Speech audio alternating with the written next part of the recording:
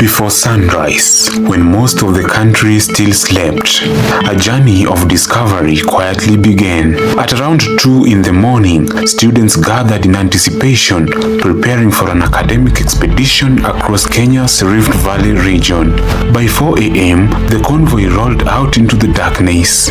But this was more than a field trip.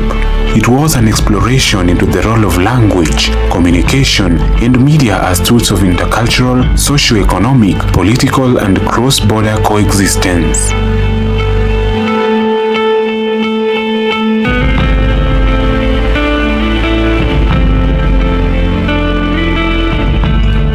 From the bustling streets of Nakuru to the waters of Lake Naivasha, from the wildlife plains of Maasai to the vibrant urban culture of Narok, this journey would reveal how people from different cultures, languages, and economic backgrounds interact, negotiate, survive, and coexist.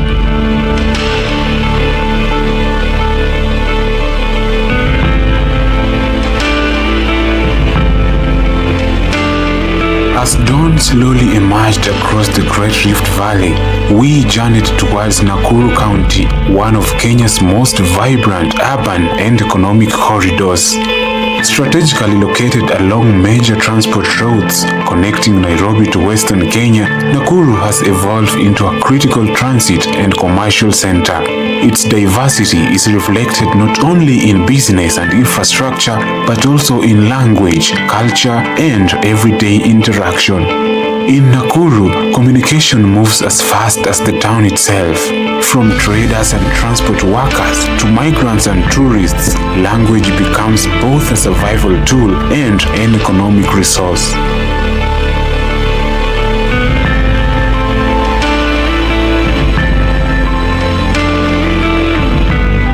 One of the first interactions was with Cloud Ntunzweimana, a trader from Burundi who had established a small groundnut business within Nakuru town.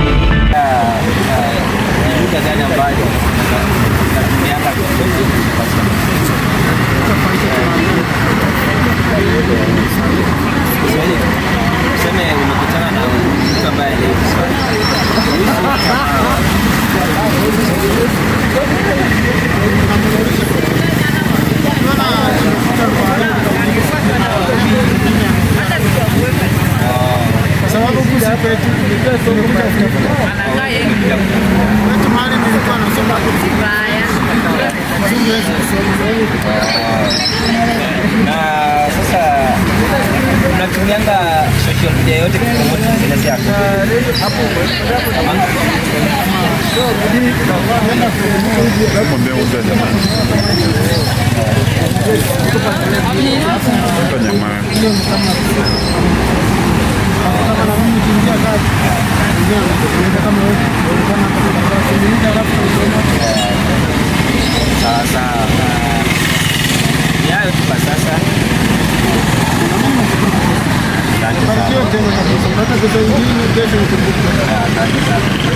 Like many migrants seeking opportunity in Kenya's urban centers, adaptation depended heavily on communication. Through language flexibility and daily interaction with customers from different communities, he had managed to integrate into Nakuru's informal economy. His story reflected the growing cross-border interactions shaping urban Kenya today. Within Nakuru's informal food sector, small eateries, commonly known as vibandas, continue to support thousands of livelihoods. Here, communication extends beyond words. Hospitality, negotiation, customer relations, and trust all become part of daily business survival.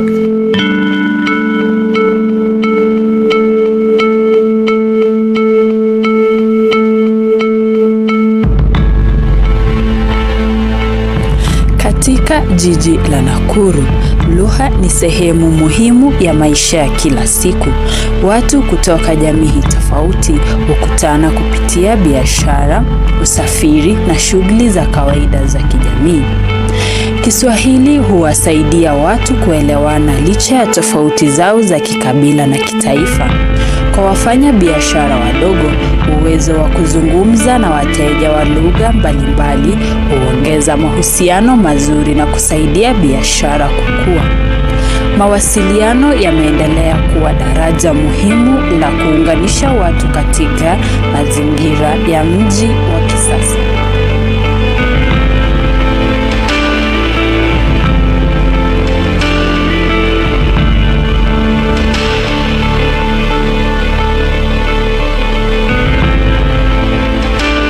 We later visited a grain handling facility operating within Nakuru's informal logistics network. Workers openly shared insights into the demanding nature of loading and transport labor. The movement of goods through Nakuru demonstrates the county's strategic importance within regional trade networks. Communication between loaders, drivers, traders, and suppliers remains essential in coordinating fast-moving supply chain.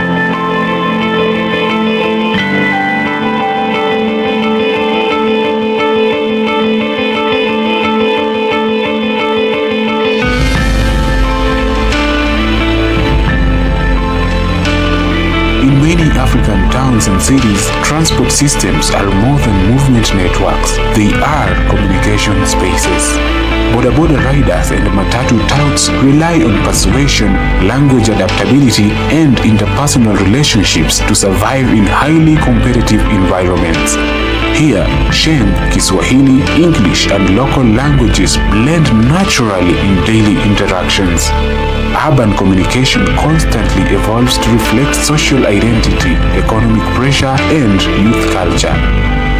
One of the most unique intercultural experiences emerged during our visit to an Egyptian expo exhibition hosted in Nakuru. The event brought together Egyptian entrepreneurs showcasing perfumes, furniture, snacks, and cultural products. Despite differences in nationality, language, and culture, business interactions remained possible through multilingual communication, translation, and shared economic interest. The exhibition highlighted the growing globalization of local urban spaces within Kenya. From the fast-paced urban economy of Nakuru, the journey continued southwards towards Lake Naivasha, where water, tourism, and fishing sustain an entirely different economic and cultural ecosystem. Unlike the structured urban rhythm of Nakuru, Naivasha presented a communication environment shaped by tourism, fishing, entertainment, and informal trade.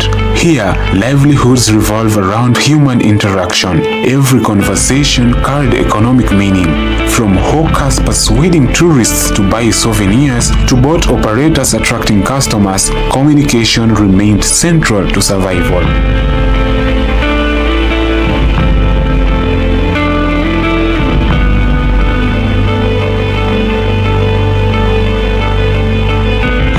Kando ya ziwa Naivasha, biashara ndogo ndogo zimekuwa uti wa mgongo wa maisha ya wenyeji.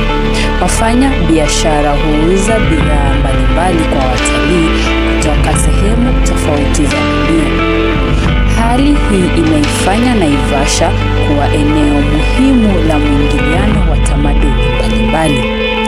Lugha hutumika kama chombo cha biashara, ushawishi na kujenga mahusiano kati ya wageni na wenyeji. Kupitia mawasiliano, watu huweza kushirikiana licha ya tofauti zao za kitamaduni na kijamii.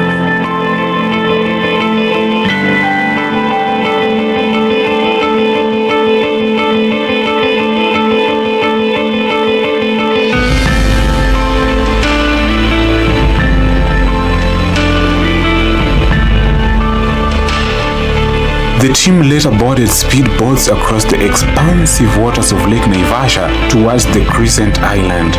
Crescent Island Game Sanctuary is located within the Lake Naivasha, a unique, vehicle-free wildlife sanctuary offering walking safaris, boat tours, and close-up views of giraffes, zebras, and water bugs. Ukiangalia hivi tuko na island.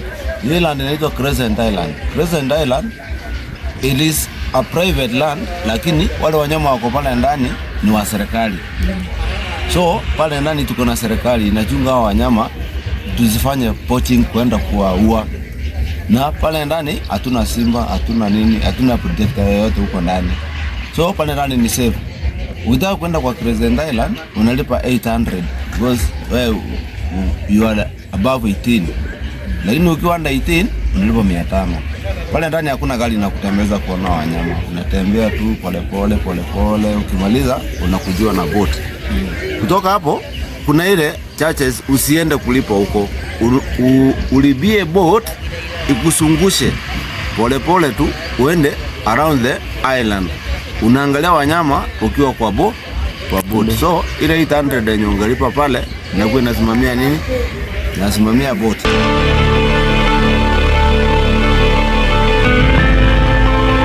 The island was formed as a volcanic crater rim and is renowned bird's paradise with over 200 species.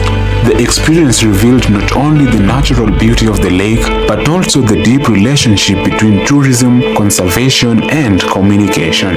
Tour guides, boat operators, and conservation workers constantly rely on communication to educate visitors, enforce safety, and preserve the ecosystem. Communication between wazungu na locals huku. Yeah. Huyu mtu akikuja kama aelewi Kisungu ama Kiswahili, tuko na ule driver mwenye amemleta. Huyo driver ndiye ana communicate na sisi, anatuambia mtu umfanyie sign.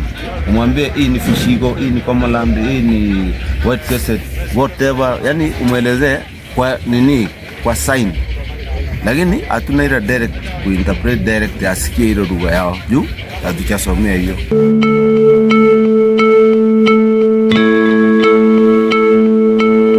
Fishing remains one of the oldest economic activities around Lake Naivasha. The lake supports both local consumption and commercial trade, creating employment opportunities for fishermen, transporters, and fish vendors. For fishermen, communication extends beyond selling fish. It involves teamwork on the lake, coordination during fishing operations, and negotiation with local markets. The fish trade also revealed the resilience of women within local economies.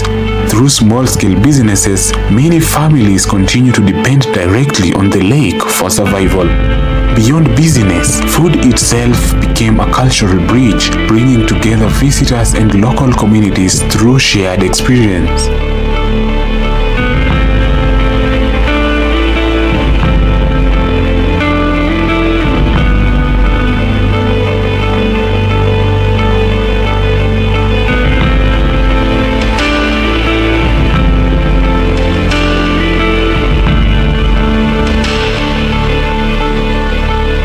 As evening approached, the journey continued towards one of Africa's most globally recognized conservation destinations, the Maasai Mara.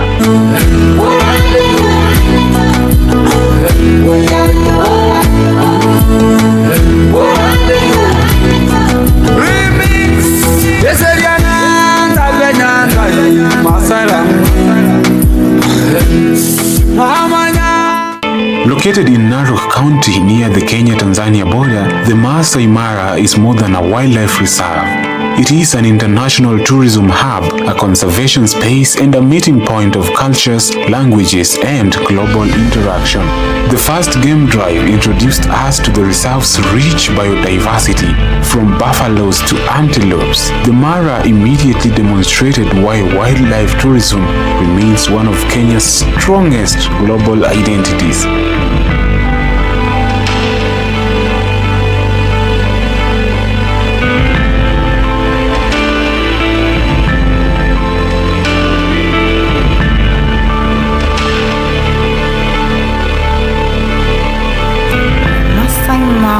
Représente bien plus qu'une simple réserve naturelle. C'est un espace où différentes cultures, langues et nationalités se rencontrent à chaque jour grâce au tourisme, elle découvre non seulement la faune sauvage africaine, mais aussi les traditions culturelles des communautés locales. La communication interculturelle joue donc un rôle essentiel dans la création de relations positives entre les touristes, les travailleurs et les habitants de la région.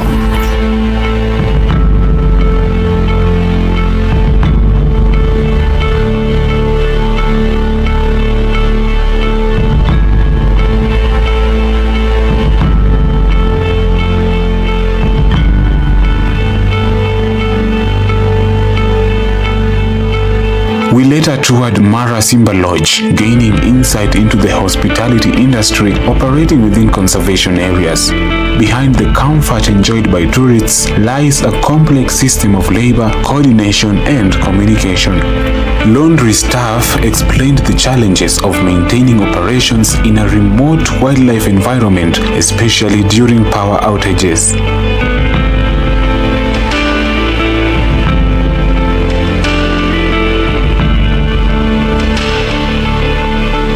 Hotels within tourism zones depend heavily on effective communication between departments to maintain international hospitality standards.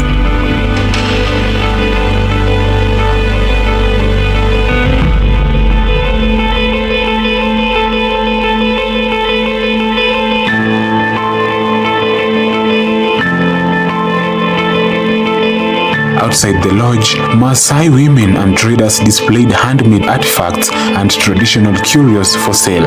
However, communication barriers quickly became noticeable. Many of the women spoke primarily the Maa language with limited Kiswahili and English. As a result, bargaining and interaction required patience, gestures, and cultural sensitivity.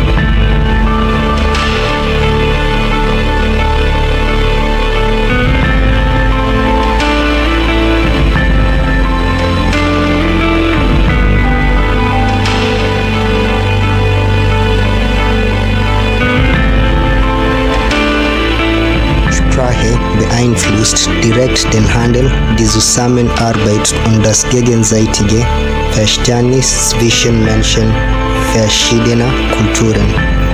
Im Masai Mara wurde deutlich, dass Kommunikation nicht nur aus Worten besteht, sondern auch aus Respekt, Geduld und gemeinsamer Erfahrung. Trotz sprachlicher Unterschiede konnten Händlerinnen, Touristen und Besucher miteinander interagieren und voneinander lernen. Dies zeigt die wichtige Rolle der Sprache im Aufbau friedlicher Beziehungen innerhalb vielfältiger Gesellschaften.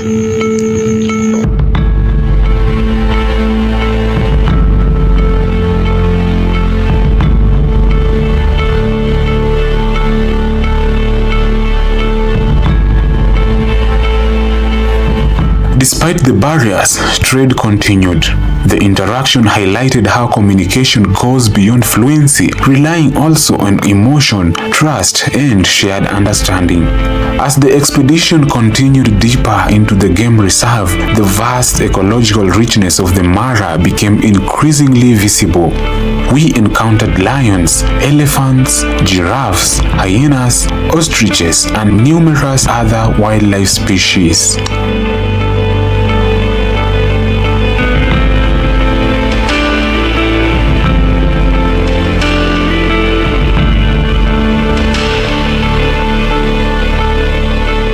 These animals have become global symbols of Kenya's tourism identity, largely through the power of photography, film, and international media. But the Mara also revealed the harsh realities of terrain and infrastructure challenges. At one point, students were forced to alight from the buses and arrange stones beneath the tires to help the vehicles navigate difficult sections.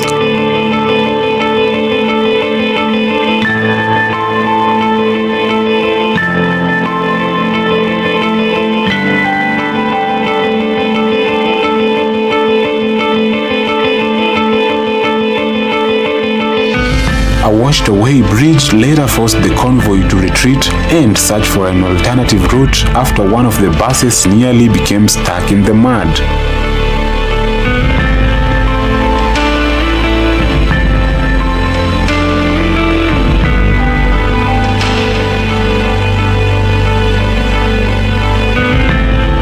The experience demonstrated the unpredictable realities faced within remote conservation regions. The journey later led to the Maasai Mara Conservation Center. Here, we got to learn about the management structures protecting one of Africa's most valuable ecosystems. Officials explained how modern technology, including satellite imagery and video surveillance systems, is increasingly being used to combat poaching and monitor both wildlife and human movement across the reserve.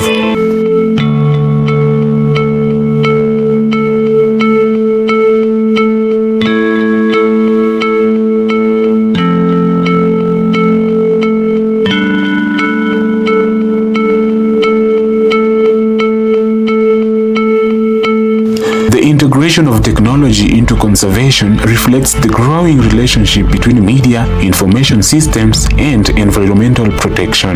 The Mara also created opportunities for intercultural interaction between local communities and international tourists.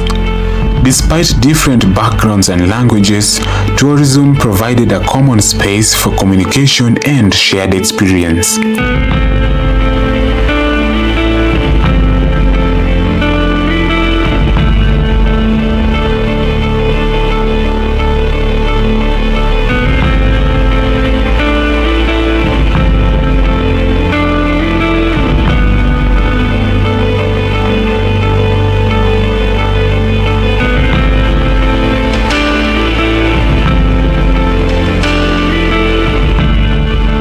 After leaving the reserve, the team spent the night in Narok town, another important transit and commercial center within the Rift Valley region.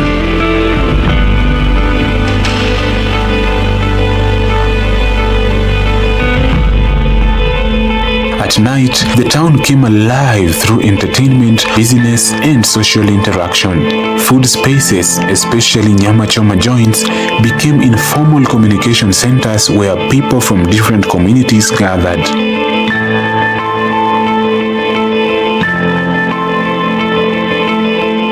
The following morning, we explored Narok's growing urban economy and cultural environment. Although many residents were welcoming, some remained reluctant to appear on camera, reflecting varying attitudes towards media exposure and privacy. One of the most creative encounters emerged through a local entrepreneur who had successfully integrated Maasai culture artifacts into modern fashion. By blending traditional identity with contemporary design, the business demonstrated how culture can evolve economically without losing authenticity.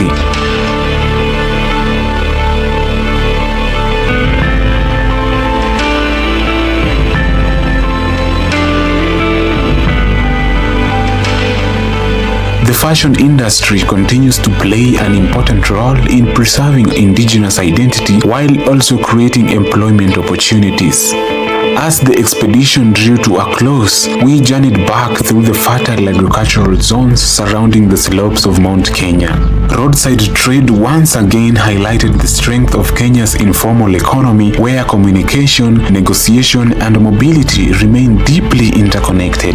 A brief stop at Egerton University provided a final academic reflection point before the team completed its journey back to Eldoret.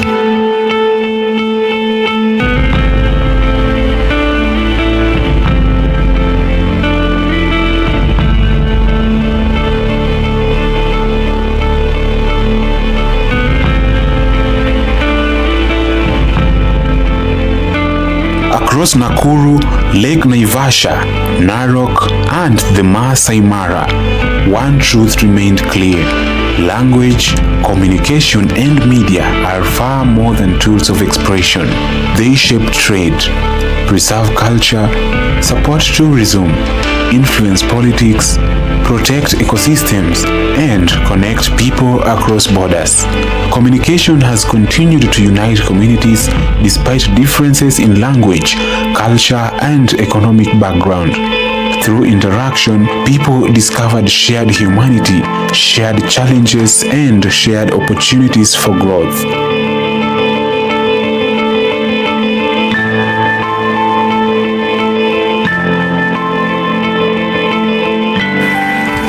La langue et la communication continuent de rapprocher le peuple au-delà des frontières culturelles et sociales.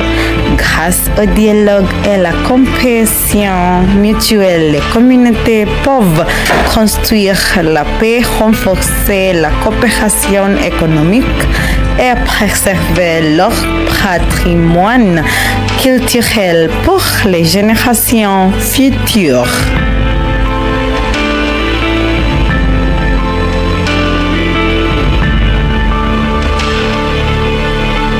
Safari hii ilitufundisha kwamba tofauti za lugha na tamaduni hazipaswi kututenganisha, bali zinapaswa kutuunganisha.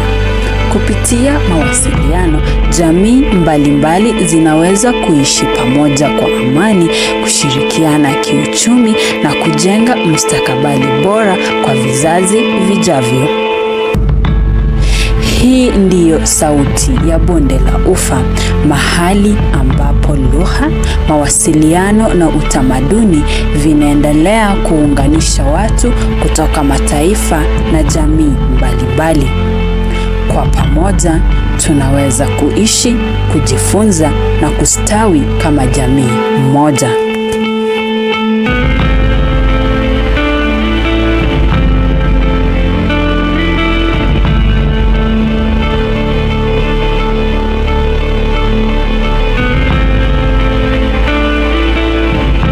In diversity, communication creates understanding, and through understanding, communities find ways to coexist. This is Voices Across the Rift.